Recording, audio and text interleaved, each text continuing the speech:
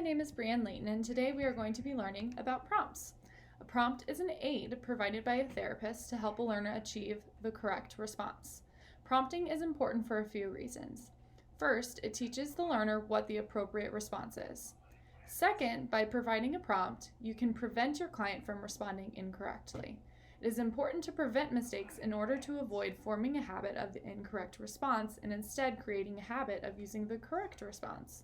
Prompts can be faded from the most intrusive, meaning the most helpful prompt, to the least intrusive or least helpful prompt.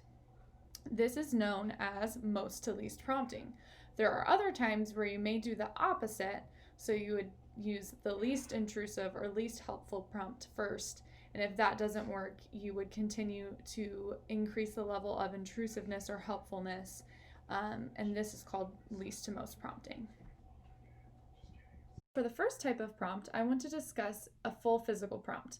This is considered the most helpful or most intrusive prompt. In this example, I'm going to use a full physical prompt to help my helper, Casey, fold a towel. I will physically guide him throughout the entire process to fold.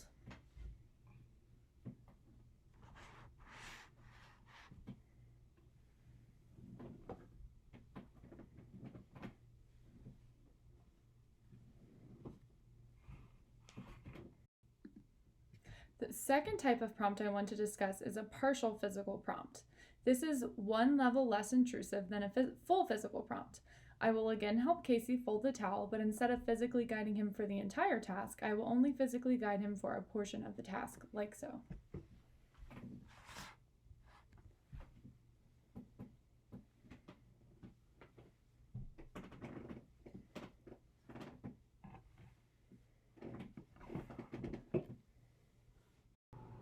The next slightly less intrusive prompt is modeling.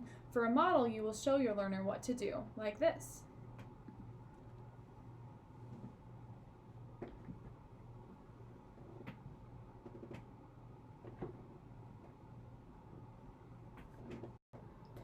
After a model is a gestural prompt. As you can tell, so far the prompts have slowly backed off the level of guidance required. A gestural prompt is what it sounds like. You simply gesture, such as pointing or tapping, to the next step that needs to be completed, like so.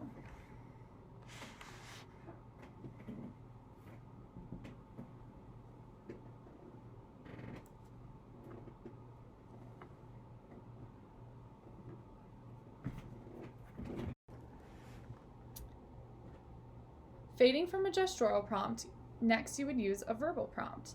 There are two types of verbal prompts, partial verbal and full verbal. A partial verbal is where you state the first part of a word or phrase, like this. Casey, what can you fold? Towel. Exactly, good job.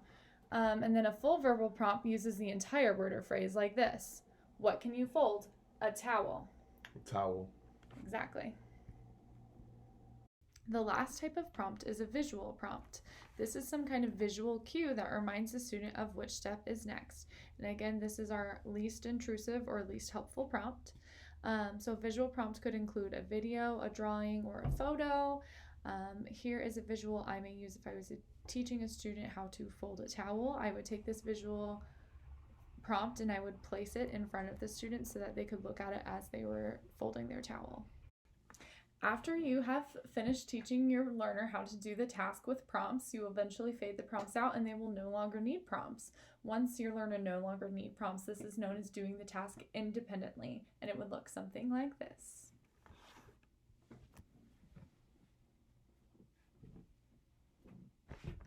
Yay! And now your learner knows how to do it independently and you no longer need prompts. In conclusion, a prompt is an aid provided by a teacher or therapist that helps a client get the correct response. There are 6 main types of prompts. Going from the most intrusive to the least intrusive, they go in this order: full physical, partial physical, modeling, gestural, verbal, which includes a full verbal and partial verbal, visual. And then once they've achieved that, eventually, hopefully they achieve independent responding, which means responding without a prompt.